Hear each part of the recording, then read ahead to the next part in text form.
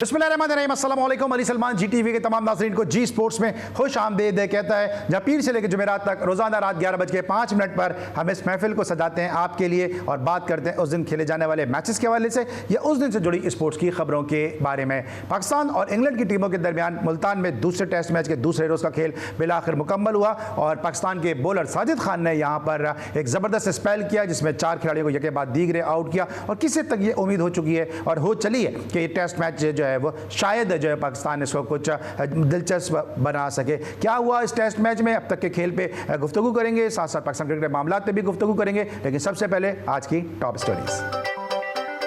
England की team दूसरे test match में शदीद मुश्किलात का शिकार। दूसरे दिन का खेल खत्म होने पर मेहमान टीम 6 विकेटों पर 239 रन बना सकी। साजिद खान ने इंग्लिश बैटर्स को मुश्किलात में डालते हुए 4 प्लेयर्स को पवेलियन की राह दिखाई। पाकिस्तान की बर्तरी खत्म करने के लिए इंग्लैंड को मजीद 127 रन दरकार। अल्लाह का शुक्र है कि आज मेरी परफॉर्मेंस अच्छी रही। जोई रूट की विकेट लेने पर खुशी है। हैरी ब्रूक को प्लान करके आउट किया। कल कोशिश करेंगे कि इंग्लैंड को जल्दी आउट कर लें साजिद खान।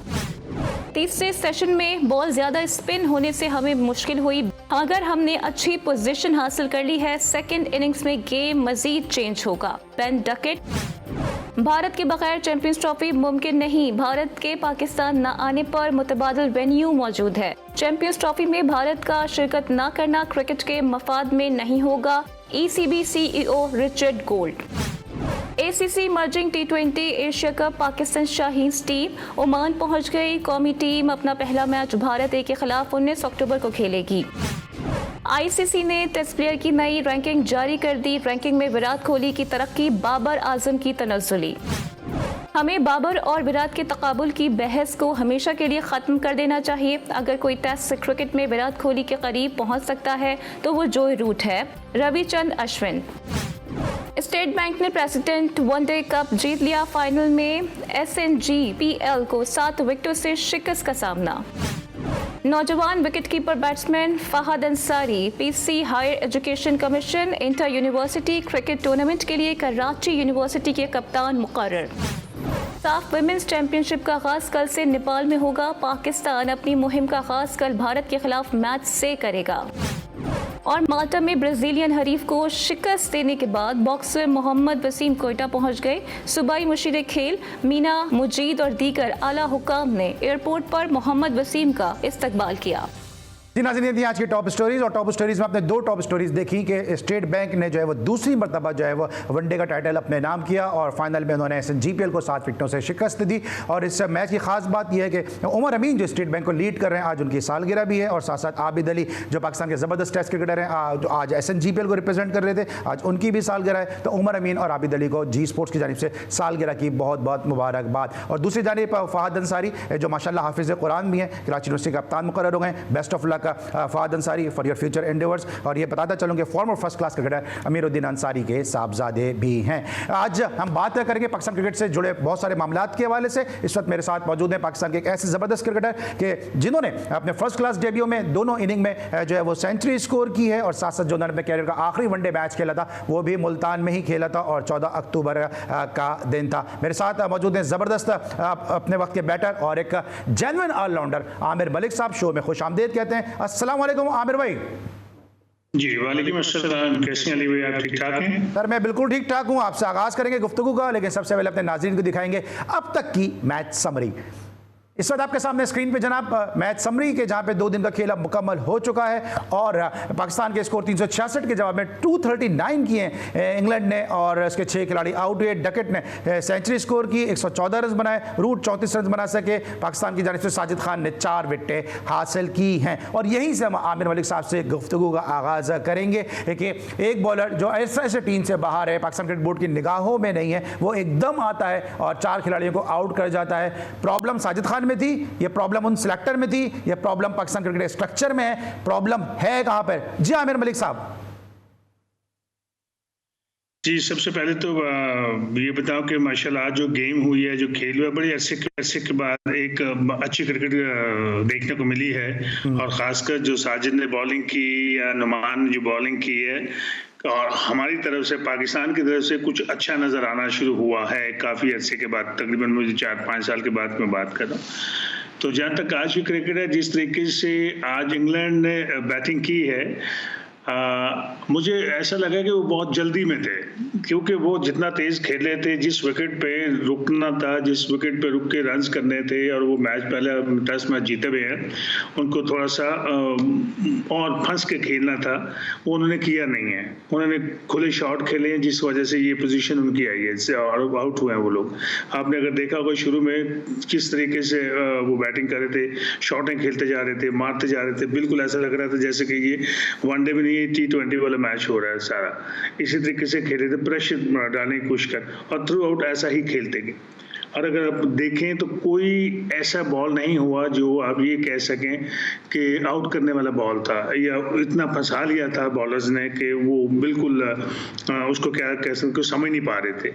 ऐसा कुछ नहीं था, वो शॉटें खेले, गलत खेले और थ्रू आउट खेलते गए। अगर आप पूरा देखें तो उन्होंने इस किस्म की गेम खेली है, और वो क्योंकि पाकिस्तान वापस आ गया, पाकिस्तान मैच में आ गया, और अब आपके सामने कि पाकिस्तान 127 अभी रन आ जा रहे हैं पाकिस्तान के।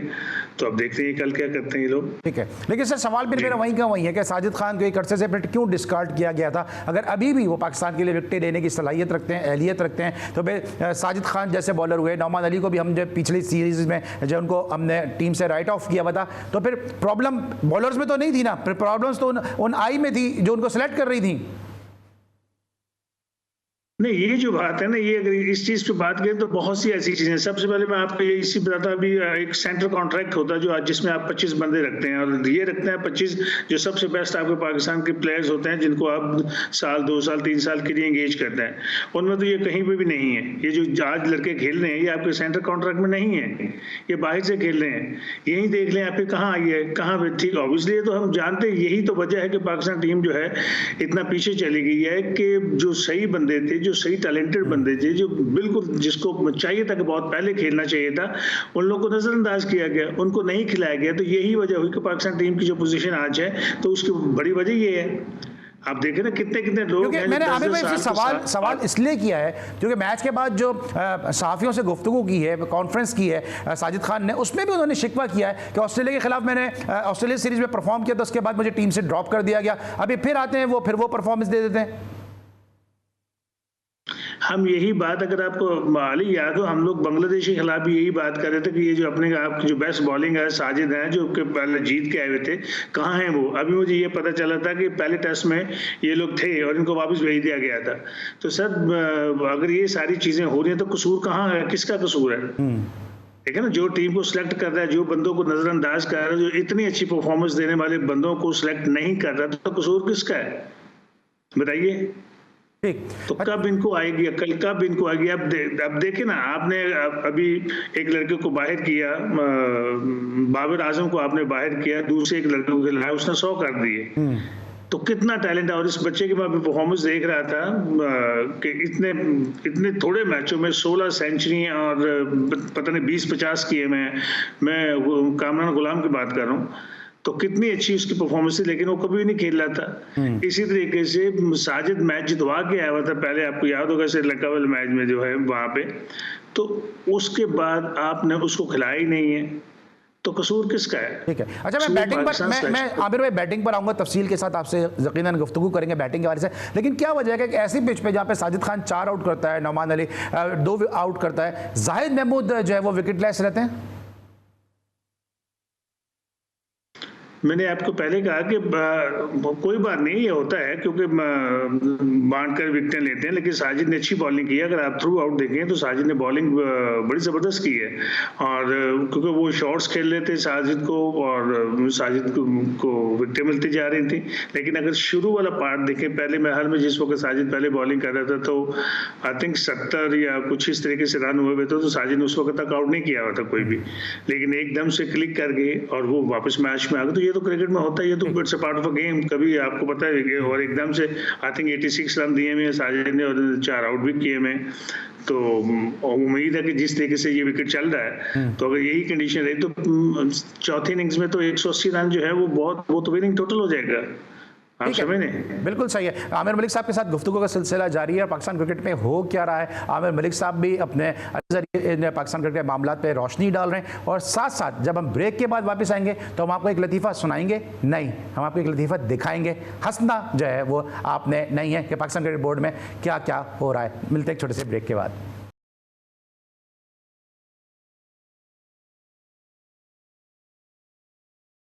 Welcome back after the break. Aamir Malik sahab हमारे साथ मौजूद हैं। आमिर भाई, बाबर आजम के ड्रॉप होने पे बतौर बैट्समैन आपकी क्या राय है? क्योंकि रमीज राजा साहब तो कह रहे हैं कि बाबर को ड्रॉप करने से पहले उससे पूछना चाहिए था, क्योंकि इससे ब्रॉडकास्टर का बड़ा नुकसान हुआ है। 17-18 इनिंग में एक बैट्समैन रन नहीं कर रहा, और आप समझते हैं कि पहले ब्रॉडकास्टर के नुकसान की वजह से पहले बाबर आजम से पूछना चाहिए था? क्या बाबर आजम पाकिस्तान क्रिकेट से बड़े? देखिए, एक तो जो आपने भी बात की है, रमीज राजा साहब ही की वजह से ये यहाँ पे ये भी चीजें पहुंची हुई हैं। एक बंदा 18 इनिंग्स में नहीं कुछ करता, प्रोफेशनल क्रिकेटर है। एक होता है दुनिया, पूरी दुनिया में ऐसा नहीं होता जो पाकिस्तान में होता है कि आप देखें, अगर आप फॉर्म में नहीं है, आप जितने बड़े सुपरस्टार हैं, सुपरस्टार कैसे बनते हैं? गेम बनाती है आपको सुपरस्टार। आप वहां पे आपको करना होगा। मैंने आपको पहले कहा था, याद होगा, कि जो हर बड़ा प्लेयर होता है, जिसको हम आप लोग सुपरस्टार कहते हैं, बड़ा प्लेयर होता है, उसको हर तीसरी इनिंग्स में अच्छा एक टोटल करना होता है। ये नहीं होता कि 18-18, 20-20 इनिंग्स उसकी फेल हो जाएं। कोई दुनिया का मुझे प्लेयर बना। और फिर ये इंग्लैंड में देख लें, कहीं ऑस्ट्रेलिया में देख लें, जब उनके क्रिकेटर्स रन नहीं कर रहे होते, वो वापस जाते हैं डोमेस्टिक में, वहां जाकर के परफॉर्म करते हैं, फॉर्म में आते हैं, फिर आ जाते हैं। इसमें कौन सी ऐसी बात है? लेकिन आपको ये समझ नहीं आती आप कितना प्रेशर उस पर डाल रहे हैं। आपने बाबर आजम कम और सिकंदर आजम ज्यादा समझा हुआ है। आपको मैंने ये कि कोई टीम से बाहर होना कोई बुरी बात नहीं है। लेकिन ये रमीज राजा साहब मुसलसल क्यों ऐसे स्टेटमेंट दे रहे हैं कि मतलब आप पाकिस्तान के फॉर्मर कैप्टन हैं, पाकिस्तान के आला तालीम याफ्ता क्रिकेटर्स में शुमार होते हैं, पाकिस्तान के जो वर्ल्ड कप की फातेह टीम है उसके रुकून है। मैं अक्सर ये बात कहता हूँ कि 92 का वर्ल्ड कप शुरू भी रमीज राजा से हुआ, क्योंकि पहली गेंद उन्होंने खेली, और ख़त्म भी रमीज राजा पर हुआ, क्योंकि आखिरी कैच भी रमीज राजा ने किया। उसके बावजूद ये ऐसी सतही सी बातें क्यों करते हैं? क्या आपको लगता है कि पाकिस्तान क्रिकेट की जो इस वक्त जिन हालात में पाकिस्तान क्रिकेट है, उसके मेन कल्प्रिट का शायद ज्यादा हार्श हो जाएगा, मेन रिस्पॉन्सिबल जो रमीज राजा है? बिल्कुल सही, बिल्कुल मैं आपकी बात को बिल्कुल तायद करता हूँ इस चीज़ की कि इसमें नो डाउट रमीज एक टेस्ट क्रिकेटर है, लेकिन एक क्रिकेटर को समझ होना एक अलग चीज़ है। जब आप मैनेजमेंट में होते हैं, वो एक अलग एक आपकी रिस्पॉन्सिबिलिटी होती है। आप किस तरीके से चीज़ों को देखते हैं, किस तरीके से आप क्रिकेट को देखते हैं, क्रिकेट को कितना समझते हैं। एक अच्छा खेलना एक अलग चीज़ होती है। आप ठीक हो गए, अच्छे बैट्समैन थे, ओके, आप रन कर गए, ओके, आप टेस्ट प्लेयर बन गए, ठीक है। लेकिन जब आपको एक बहुत बड़ी सीट मिलती है, वहां पर आपकी जो जिम्मेदारी वो अलग है। अब आपने क्रिकेट खिलानी है, और क्रिकेट आप उसी सूरत में जाएंगे कि अगर आपको पता है कि क्रिकेट को अगर आप समझते हैं, तो आपको पता ही नहीं है, आपने 1 अरब रुपया लगा दिया है वो जूनियर क्रिकेट पे। आपको पता है कि ये जो इन्होंने जूनियर वो करवाई थी, PSL जूनियर्स होती है, अंडर 19, दुनिया में कभी किसी जगह पे ऐसी क्रिकेट होती है कि अंडर 19 के बाहर से प्लेयर आ जाएं और वो आके जैसे PSL जूनियर्स यहाँ बने, तो उसको आपने इतना पैसा लगा दिया, क्या क्या साबित करने की कोशिश की आपने? बताइए मुझे। आज क्रिकेट का ढांचा कहाँ पे खड़ा है? स्कूल क्रिकेट आपने करवाई, लेकिन सर सवाल ये पैदा होता है, पाकिस्तान में बड़े बड़े क्रिकेटर रिटायर हो गए। खुद मुझे आपका आखिरी टेस्ट मैच याद है, जो आखिरी टेस्ट मैच आपने पिंडी में खेला, ऑस्ट्रेलिया के खिलाफ 65 रन आपने स्कोर किया अपनी आखिरी टेस्ट इनिंग में। मियादाद जैसे प्लेयर रिटायर हो गए, हनीफ मोहम्मद, इमरान खान, मैं नाम लूंगा, जहीर अब्बास, बड़े बड़े प्लेयर रिटायर हो गए। ये बाबर आजम के लिए रमीज राजा ने कहा कि उनसे फोन करके पूछना चाहिए था कि सर आप ड्रॉप होने के लिए तैयार हैं? नहीं सर, ये ऐसे नहीं है, फोन नहीं, उसने जाना चाहिए था। फूल लेके जाते, कोई 20-25 बंदे जाते और माफी मांगते, जाके पूछते कि सर जी हमने खिलाना। ये क्या हो रहा है? क्या तमाशे लगा रही है? ऐसा होता है कभी क्रिकेट में? आप देखें, गेम से बड़ा कोई नहीं है, ये याद रखिएगा। आप गेम से बड़े नहीं हैं। यही बात की थी मैं, क्या था मैं अभी बात की है कि आपके प्लेयर्स जो हैं अपने आप को गेम से बड़ा समझते हैं। जिस दिन आप अपने आप को गेम की छोटा समझेंगे, उस वक्त आप प्लेयर देंगे और आप परफॉर्म भी करेंगे और आपकी इज्जत भी होगी और आप दुनिया में आपका नाम भी होगा। लेकिन जब आप अपने आप को गेम से बड़ा समझें और साथ वाले जो लोग हों वो आपको आप ना भी समझे, तो वो आपको बड़ा क्या कहते हैं। वैसे एक बात बताएं मुझे आमिर मलिक साहब, अभी मेरे साथ गुज़िश्ता शो में मुबश्शिर लुकमान साहब मौजूद थे, तो उन्होंने उनकी एक मुबैना शादी का भी तस्करा किया, वो उनकी निजी जिंदगी है, ठीक है। मुबशिर साहब ने भी कहा, मेरे भी ये ख्याल आते हैं, लेकिन उन्होंने कहा कि पीसीबी के खर्चे पे जो है वो होटलों में जो है वो कमरे बुक होते रहे, कनेक्टिंग रूम बुक होते रहे। रमीज राजा साहब ने अगर वो शादी की है तो क्रिकेट बेहतर करने के लिए आए थे या शादियां करने क्रिकेट बोर्ड में आए थे? एक शादी उन्होंने हेड ऑफ एचआर से कर ली, दूसरी वो बाबर आजम से भी कह रहे थे कि इतना अच्छा खेलता है, मेरा दिल चाहता है इससे शादी कर लूं। ये तो उनके पर्सनल मामला जी, शादी करना। पर चेयरमैन क्रिकेट बोर्ड कह रहा है सर, कोई अली सलमान या आमिर मलिक तो नहीं कह रहा ना। अगर इस तरफ चलेंगे तो जो उनके फैसिलिटेटर्स हैं, मैं वो भी बता सकता हूँ आपको, जिस तरह को उनको फैसिलिटेट किया गया मैं वो भी बताता हूँ आपको, कि फिर लंबी बात हो जाएगी, हर जगह क्रिकेट से हट जाएगी, ठीक है, क्योंकि ये इनका पर्सनल मैटर है। दूसरी बात है कि अभी जो मुर्शिद उस्मान साहब ने कहा है, अभी उसकी अगर तहकीकात होती हैं तो सारी चीजें, काफी चीजें बाहर निकल आएंगी। लेकिन ये एक डिफरेंट मौजू हो जाता है, इस पे मेरे ख्याल हमें नहीं जाना चाहिए, क्योंकि हमें तो सिर्फ ये है कि जिस वजह से नुकसान हुआ क्रिकेट को, और ये साहब जो है यहाँ पे आए, इनको क्रिकेट का नहीं पता। मुझे बहुत पहले की बात याद है कि मैं सुन रहा था प्रोग्राम मोहम्मद हफीज का और मोहम्मद यूसुफ का, ये दो डिफरेंट प्रोग्राम थे, तो उसमें ये रमीज आए हुए थे, तो काफी गर्म बहस हो गई इनकी। तो उस वक्त मैं शायद समझता था कि शायद यार ये कुछ ज्यादा हो गया, लेकिन आज मैं रियलाइज करता हूँ कि नहीं, ये कुछ ज्यादा नहीं हुआ था, ये बिल्कुल ठीक था। उनको वाकई में नहीं, उनको क्रिकेट की नहीं समझ, इनको बिल्कुल नहीं, वो एक किसी बंदे की ख्वाहिश पूरी करने के लिए आए थे क्रिकेट बोर्ड में, और उनकी ख्वाहिशात पूरी करते गए, और डिपार्टमेंटल क्रिकेट खत्म हो गई। आपके लाखों खानदान जो है वो खत्म होकर के रह गए क्रिकेट, आपको बहुत बड़ा नुकसान हुआ, बहुत बड़ा नुकसान हुआ डिपार्टमेंट क्रिकेट की बात अगर आमिर मलिक साहब कर रहे हैं तो मुझे याद है कि विल्स कप में जो इन्होंने इनिंग खेली थी, वन साइडेड मैच जिताया पीआईए को, टीवी पे वो मैच लाइव टेलीकास्ट हुआ अगेंस्ट जो है वो यूबीएल, और वहीं से फिर आमिर मलिक साहब का नाम जो है वो लाइमलाइट में आया। तो डिपार्टमेंट क्रिकेट का ये फायदा है। वकार यूनुस खुद सुपर विल्स कप से आए, सुहेल फजल खुद जो है वो टीवी पे मैच आया, सुहेल फजल कुछ अरसे के लिए खेले हबीब बैंक के प्लेयर, लेकिन पाकिस्तान को उन्होंने शारजा में रिप्रेजेंट किया। तो बहुत सारे क्रिकेटर्स हैं कि टीवी पे मैच आया तो उनका, और डिपार्टमेंट से खेले तो फिर उनका कैरियर जो है वो लाइमलाइट में आया। लेकिन सर इस डिबेट को जरा खत्म करते हैं, लेकिन अभी अश्विन ने भी कह दिया कि अब बाबर आजम को इस रेस से बाहर कर देना चाहिए, क्योंकि विराट कोहली का मुकाबला बाबर आजम से रहा ही नहीं, और अगर कोई रिकॉर्ड तोड़ सकता है तो जो रूट है, जो बाबर आजम का, जो विराट कोहली का बराबरी कर सकते हैं या रिकॉर्ड तोड़ सकते हैं। यार पता है, ये जो बहस है ना, ये बड़ी, आई थिंक ये मैं समझता हूँ बड़ी बेकार की बहस है। बाबर कोहली फलाना, वो अपना खेल रहा है, वो अच्छा प्लेयर है, बहुत अच्छा कर रहा है। बाबर जब तक खेलता रहा, जब रन यहाँ पे करता रहा, अच्छा होता है। देखें दुनिया इधर उधर कंपेयर करे तो चले, लेकिन क्रिकेटर्स को ये चीज नहीं सोचनी चाहिए। एक बंदा परफॉर्मेंस दे रहा है, आप अपने लिए पाकिस्तान के लिए वो खेल रहा है, अगर अच्छा खेल रहा है, अच्छा परफॉर्मेंस दे रहा है, अगर कोहली वहां के लिए अच्छा खेल रहा है, या कोई दूसरा तीसरा बैट्समैन जैसे डिविलियर अपना उस मुल्क के, अच्छी बात है बिल्कुल, लेकिन आप किसके साथ कंपेयर कर रहे हैं? अगर आप इन चीजों पे चले गए, आपको फिर पता होता है कौन सी किस कंडीशन में किस बंदे ने रन किए, कौन सी कंडीशन में आपके बंदे ने रन किए, किन टीमों के खिलाफ किए, कहां किया, कैसी टीम आगे लगी हुई थी, तो किस किस जगह पे आगे, ये बहुत चीजें निकलती हैं। अच्छा आमिर भाई, अगर मैं आपसे रैंकिंग करवाता हूं, विराट, बाबर और जो रूट, आपकी रैंकिंग क्या होगी? 1 2 3 क्या होंगे आपके? ऑब्वियसली यार देखिए, मेरी बात सुने, कोहली का कोई मैच ही नहीं है।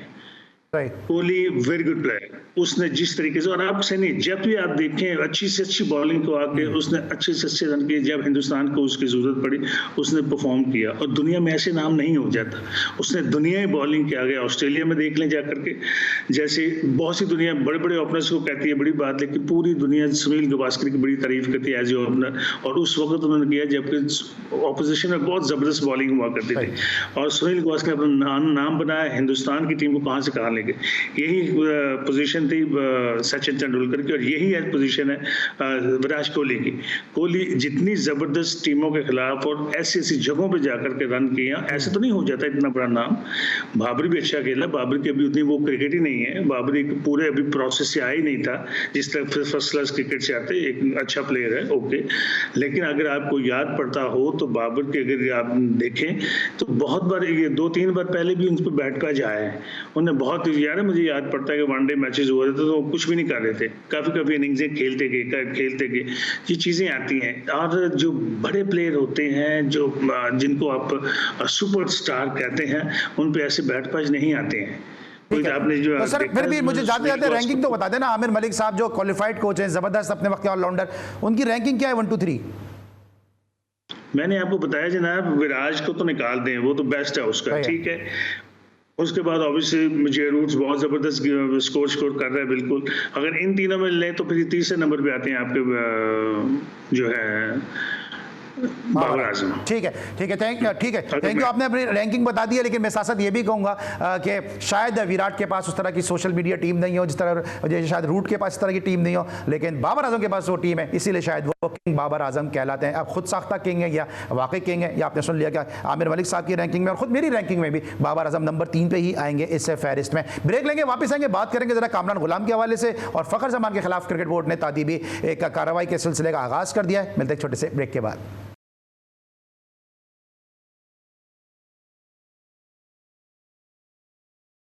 Welcome back after the break. और मैंने जब पहले प्रोग्राम के ब्रेक पे जा रहा था उस वक्त मैंने कहा था कि हम आपको एक लतीफ़ा दिखाएंगे, सुनाएंगे नहीं बल्कि दिखाएंगे। जरा दिखाइए जरा वो लतीफ़ा जो पाकिस्तान क्रिकेट में चल रहा है, क्या कहा है शान मसूद ने पहले टेस्ट मैच में। सबसे पहले हमने कोशिश ये की कि जो हमारी साइड है, अगर आप साइड का आउटलुक देखें, 15 देख लें, उसके बाद 3 और जो खिलाड़ी जो नेक्स्ट हमारे प्लान्स में आते हैं, हमने कोशिश ये की है कि एक कंसिस्टेंसी रखें साइड में, ताकि अगर हमारी साइड चेंज होती तो आप कह सकते थे कि हमारी उस तरीके से प्रेपरेशन नहीं है। हमारा प्लान उसी तरीके से चल रहा है जिस तरीके से हमने चाहा। आमिर भाई आपने देखा कि कोशिश हमारी है कि साइड में कंसिस्टेंसी रखें। मुझे तो हंसी रोकना मुश्किल हो रही है, और दूसरे टेस्ट मैच में कितनी तब्दीली है, जरा बताइएगा हमारे नाज़रीन को।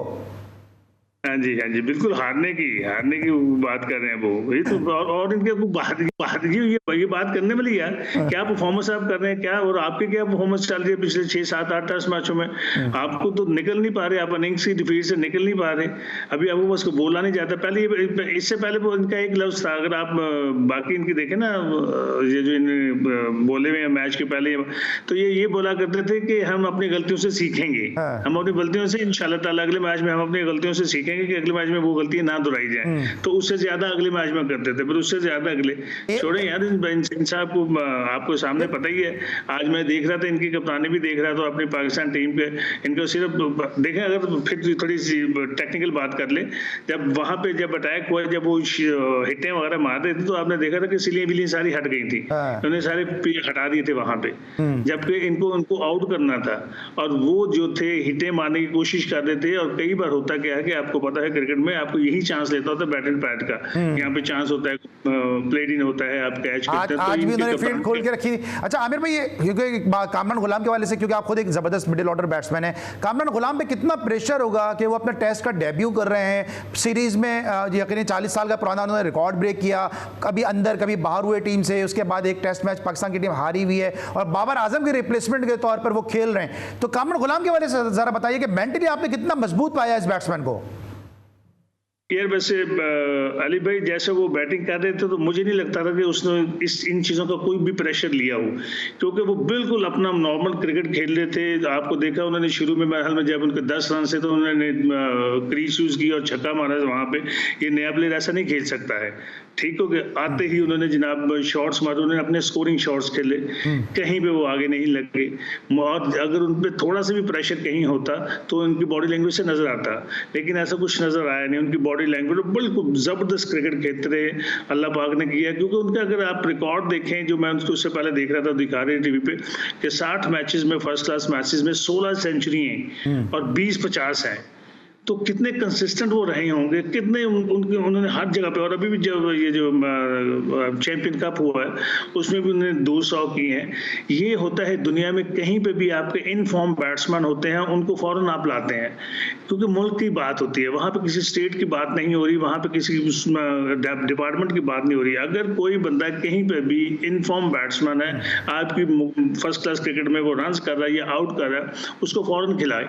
और आप देख लीजिए जितने भी दुनिया के प्लेयर हैं, और वो स्पेशली इंग्लैंड के बहुत प्लेयर आपको याद होंगे कि हर आपके तो माशाल्लाह मेमोरी बहुत जबरदस्त है, तो बहुत से ऐसे प्लेयर होंगे जो काउंटी क्रिकेट में रन करते आ रहे हैं। जैसे ही कोई टीम आई उन्होंने उनको खिलाया और उन्होंने अच्छी से अच्छी परफॉर्मेंस देनी शुरू कर दी। ऑस्ट्रेलिया में भी ऐसा होता है, हर जगह पे अगर नहीं होता तो पाकिस्तान में नहीं होता। अच्छा मुझे अच्छा याद पड़ता है आमिर भाई ये थोड़ा बताइए क्योंकि बहुत बड़ा महदूद है ये। एक दफ़ा फिर जब अभी कामरान गुलाम ने रन स्कोर किए, जब मंजूर इलाही खेल रहे थे तो कहा गया कि पाकिस्तानी इयान बोथम मिल गया, जब बासित अली आए तो कह दिया गया पाकिस्तान को दूसरा जो है वो जावेद मियादाद मिल गया, जब मुश्ताक अहमद आए तो कहा गया कि जी पाकिस्तान को अब्दुल कादिर मिल गया। अब यहाँ पे जनाब इनके लिए नासिर हुसैन ने कहना शुरू कर दिया कि पाकिस्तान को जो है वो स्मिथ मिल गया। एक मैच खेला है, सही अच्छी परफॉर्मेंस है, हम भी प्रेस कर रहे हैं, आप भी प्रेस कर रहे हैं, लेकिन एक मैच के बाद स्मिथ से मिलाना आप समझते हैं कि जस्टिफिकेशन है और फिर एक प्लेयर हमारा खराब हो सकता है इस तरह? बिल्कुल हो जाता है। यही सारी चीजें क्यों हमारे प्लेयर, आपने मिकी आर्थर का एक दिन वो बयान पढ़ा था कि प्लेयर जो हैं अपने आप को गेम से बड़ा समझते हैं। ये सबसे बढ़िया पाकिस्तान टीम की हार की जो वजह है वो ये है कि प्लेयर्स जो हैं, जो प्लेयर हैं, वो कोई परफॉर्मेंस हल्की सी कर लेते हैं तो गेम से अपने आप को गेम से बड़ा समझते हैं। तो यही वजह बनती है। ये जब चीजें दिमाग खराब करती हैं और आपको कोई ना कोई बंदे इधर आके आप बहुत बड़े प्लेयर हो, आपने फलां कर दिया, आपने ये कर दिया, तो ये दिमाग खराब होता है। क्रिकेट बहुत बहुत खतरनाक गेम है इस लिहाज से। ये बड़े बड़े प्लेयरों को ना रुला देती है और बड़े बड़े प्लेयरों को आपके सामने आपके रिकॉर्ड में होगा ग्रेग चैपल से बड़ा कौन प्लेयर था और क्या हालात हुआ था कि 6 कंसेक्यूटिव जीरो करने शुरू कर देते। किम ह्यूज देखिए, बहुत से ऐसे प्लेयर मैं उंगलियों पे गिना सकता हूं आपको जो बड़े नाम थे, जो गॉडर ग्रीनिज, ग्रेग चैपल, किम ह्यूज, बहुत से ऐसे प्लेयर जो कंसेक्यूटिव 6 7 जीरो करने शुरू कर दिए थे। लेकिन उसके बाद वो आए, ये चीजें बहुत अर्ली हैं। अच्छा खेल रहे हैं, मुल्क के लिए अच्छा खेल रहे हैं, लोग इज्जत कर रहे हैं, आप बहुत अच्छा खेल रहे हैं, दुआएं कर रहे हैं हम लोग। आप इसी तरह। अच्छा आमिर भाई मेरे पास वक्त कम है क्योंकि आप खुद कोचिंग से जुड़े हुए हैं और मैं खुद ग्रास रूट का एंकर अपने आप को समझता हूं, तो हम ग्रास रूट क्रिकेट के हवाले से भी खबरें जो है वो शामिल करते हैं। पाकिस्तान में लोग जो है क्रिकेट छोड़ के कोई अमेरिका जा रहा है, कोई कनाडा जा रहा है। अब कोचेज ने भी जो है वो कोचिंग छोड़ने का फैसला कर लिया। इस वक्त हम स्क्रीन पे एक लेटर दिखा रहे हैं आपको कि डेरा मुराद जमाली के हवाले से, कि जाफराबाद के कोच हैं, उन्होंने कहा कि जनाब जो कोच लगाए गए उनको नदीम खान साहब की आशीर्वाद हासिल है और मैंने अंडर 19 अंडर 16 के इतने प्लेयर दिए, मैं डिवीजन का चैंपियन कोच हूं मैं, उसके बावजूद जो मुझे राइट ऑफ कर दिया गया। ये जो क्रिकेट बोर्ड में मामलात चल रहे हैं, बहुत मैं खुल के ये बात कर रहा हूं कि अब शायद क्राइटेरिया ये रह गया है कि कराची का एक क्लब है नॉर्दर्न जिम खाना, या तो आपका ताल्लुक उससे हो, या आपका ताल्लुक पाकिस्तान इंटरनेशनल एयरलाइन से हो, या आपका ताल्लुक यूबीएल से हो, तो जब भी आप क्रिकेट बोर्ड में कोचिंग की कोई जॉब कर सकते हैं, अदरवाइज आपके लिए दरवाजे बंद हैं। नहीं, ऐसा नहीं है। इतने सारे कोचेज होते हैं। मैं आपको गिना सकता हूं कितने भी कोचेज लगे, कहां लगे, कि जो जिनका ताल्लुक इन तीनों जो है। नहीं तो ओके, वो लगे, वो एक अलग चीज है। एक एबिलिटी भी होती है, एक पोटेंशियल होती है एक कोच में, ठीक है। एक बेहतर कर सकता है। अगर 6 कोच हैं, आपको 2 कोच चाहिए तो आप 6 तो नहीं रख सकते। सर एबिलिटी पे मैं एबिलिटी पे आपको बता देता हूं। अभी जो कायदे ट्रॉफी के कोचेस का अनाउंसमेंट हुआ है उसमें कराची में 2 कोचेस ऐसे लगाए गए कि एक कोच का तो इंटरव्यू ही नहीं हुआ अभी तक। उन्होंने जो इम्तिहान पास किया है कोचिंग का, उसका इंटरव्यू नहीं हुआ और उनको कोच लगा दिया गया। दूसरे कोच का सर्टिफिकेट भी अभी तक इशू नहीं हुआ, उनको कोच लगा दिया गया और ताने बाने जो है वो वहीं जाके मिलते हैं। वो कौन से कोच हैं? किस कहते हैं ट्रॉफी के कोचेस अनाउंस हुए हैं जी?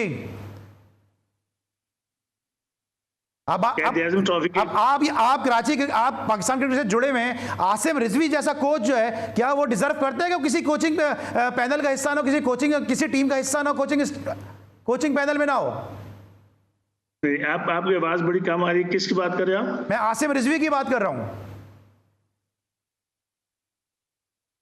सॉरी, आपके आवाज कम आ रही है। आप कंटिन्यू करें, अगर आपको मेरी आवाज नहीं आ रही कंटिन्यू करें कि जो कोचेज हैं, जो आप यंग कोचेज लेकर आ रहे हैं, किसी का इंटरव्यू नहीं हुआ, किसी को सर्टिफिकेट इशू नहीं हुआ और वो टीमों के साथ बतौर कोच मुंसलिक हो गए। अब देख, हाँ ये जो बात है ठीक है, ये जबरदस्त आपने सवाल किया, लेकिन इसका जवाब तो आई थिंक बेहतर है कि जो लगा रहे हैं ये उन्हीं को देना होगा जवाब। इसका मैं कैसे जवाब दे सकता हूँ। लेकिन मैं ये जरूर कह सकता हूँ कि जब आपके पास बहुत ज्यादा कोचेज होते हैं या हो जाते हैं, अच्छे आ जाते, तो फिर आप क्या करते हैं कि आप चूज करते हैं उनमें जो बेहतर कोचेज होते हैं, आप उनको असाइनमेंट देते हैं ताकि बेहतर अंदाज में वो कोचिंग कर सके। अब डेरा मुराद जमाली अब बात करें, वहाँ पे जो ये जो कोच हैं जो दिल बर्दाश्त हो गए, जो भी है, तो इनको बात करनी चाहिए थी। इनको अगर इनके भी कोई भी ऐसा कोई मसला है तो ये नदीम खान साहब से बात करते हैं कि क्या मसला है, कि मुझे क्यों हटाया, वो इनको बताएंगे सही। ठीक है, और ठीक है। अच्छा अब ये बताएं कि टेस्ट मैच का तीसरे दिन किस तरह आप देख रहे हैं, किस तरह रुख जा रहा है इसका? देखिए मुझे तो जो विकेट लग रही है और जिस तरीके से इंग्लैंड खेला, अगर इंग्लैंड ने अपनी बारी में बेहतर खेल ना पेश किया, बेहतर से मेरा मुराद है कि खेल रुक के खेलना चाहिए, आप स्टे करें विकेट पे स्टे करें, और करेंगे तो मैच से निकल जाएंगे।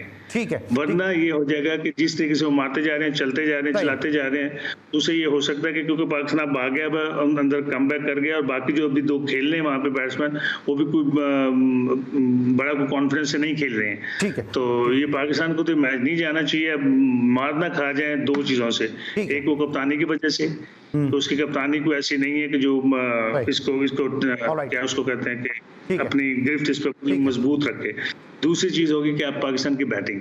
Thank you so much Aamir Malik साहब। और आमिर मलिक साहब से हम जो है वो पाकिस्तान क्रिकेट के मामलात के हवाले से गुफ्तगू कर रहे थे, और ये टेस्ट मैच अब किस समत जो है वो अपना रुख इख्तियार करेगा, इस हवाले से भी जो है वो बात हम कर रहे थे। लेकिन आपके इल्म है कि जी स्पोर्ट्स में हम क्रिकेट के अलावा दीगर खेलों का भी जो तस्करा करते हैं, अपने शो में शामिल करते हैं, उनके हवाले से अपडेट्स। तो जनाब पाकिस्तानी बॉक्सर मोहम्मद वसीम माल्टा में कामयाबी हासिल करने के बाद कोयटा पहुंचे, वहाँ पर उनका फ़क़ीदुल मिसाल इस्तकबाल हुआ। इस हवाले से खदीजा काकड़ की रिपोर्ट है, आइए देखते हैं। माल्टा में होने वाली world boxing federation ranking fight जीतने के बाद मोहम्मद वसीम के वापस कोयटा पहुंचने पर एयरपोर्ट पर सूबाई मुशीर बराइकेल मीना मजीद, स्पोर्ट ऑफिशियल्स और आला हुकाम की जानिब से पुरतपाक इस्तकबाल किया गया। एयरपोर्ट पर मोहम्मद वसीम का कहना था कि हुकूमत बलूचिस्तान की जानिब से शानदार इस्तकबाल पर शुक्रगुजार हूँ। आलमी सतह पर पाकिस्तान की नुमाइंदगी मेरे लिए एजाज की बात है। कोशिश है वर्ल्ड टाइटल बलूचिस्तान लेकर आओ। CM बलूचिस्तान सरफराज बुख्ती साहब का बहुत शुक्रिया अदा करता हूँ, जिन्होंने बहुत सपोर्ट किया है, और इसी तरह इंशाल्लाह अगर बलूचिस्तान के एथलीट्स को सपोर्ट किया जाएगा, इंशाल्लाह हम और भी जाके इंशाल्लाह बड़े बड़े टाइटल्स पाकिस्तान के नाम करेंगे। मुशीर बराइकेल मीना मजीद का कहना था कि मोहम्मद वसीम बलूचिस्तान और पाकिस्तान का फख्र है। वसीम जैसे बासिलायत खिलाड़ी सूबे का मस्बत रुख है। This is the another side of Balochistan के टैलेंट है, बलूचिस्तान का नाम रोशन कर रहे हैं, पाकिस्तान का नाम रोशन कर रहे हैं। तो इन सारी चीज़ों से मैं ये पैगाम देना चाहती हूँ तमाम यूथ बलूचिस्तान को कि कंट्रीब्यूट करें अपने सूबे के लिए, अपने मुल्क के लिए।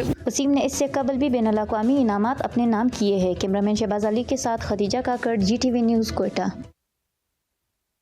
जी नाज़रीन, आपने मोहम्मद वसीम के हवाले से रिपोर्ट देखी कि कोयटा में उनका ज़बरदस्त तरीके से इस्तकबाल किया गया, और इस हवाले से जो है खदीजा काकड़ की ये रिपोर्ट और मीना मजीद साहबा ने जिस तरह से इंपॉर्टेंट रोल प्ले किया, यकीनी तौर पर वो काबिल जो है वो सताइश है कि इस तरह से जो है वो जो अपने स्पोर्ट्स के प्लेयर हैं, जो एथलीट हैं, उनको जो है वो प्रमोट भी कर रहे हैं और सपोर्ट भी कर रहे हैं। और ये वजह है कि कोयटा में हम गाय बगाए आपको मुसलसल दिखा रहे होते हैं कि किस तरह से जो है वो बहुत ज़बरदस्त तरीके से कोयटा के जो लोग हैं अपने प्लेयर्स का इस्तकबाल भी करते हैं, और यकीनी तौर पे हम उम्मीद करते हैं कि आइंदा भी ये सिलसिला जारी रहेगा। आज के लिए बस इतना, इंशाल्लाह नेक्स्ट शो में फिर मुलाकात होगी। अली सलमान को इजाज़त दीजिए, अल्लाह हाफ़िज़।